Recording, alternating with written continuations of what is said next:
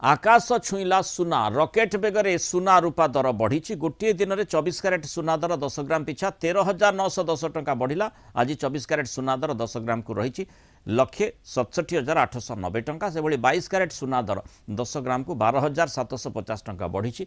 Rate बढ़िबा परे 1,53,900 टंका यहाँ पहुंची। गतकाली 22 क्यारेट सुना 10 ग्राम पिछा थिला 1,41,150 टंका। रूपा दर केजी पिछा 3,100,000 टंका रही। अन्यपटे आमदानी शुल्क 6% रु बढ़ी 15% को छुई। केंद्र अर्थ मंत्रालय पक्षर जो नुआ निर्देशावली जारी होती सुना रूपा उपरे आमदानी शुल्क को 6% रु बढ़ई 15% कर दि जाए। किंतु ता सत्वे सुनार डिमांड मध्य बढ़िबारे देखा जाउछि एवं सेपटे स्टॉक मार्केट आज जहाँ आम देखुचे जे आज उत्साहजनक स्टॉक मार्केट रे पुंजी बाजार स्थिति रही एवं से भितरे मेटल स्टॉक सबुठु अधिक शाइन करथिला।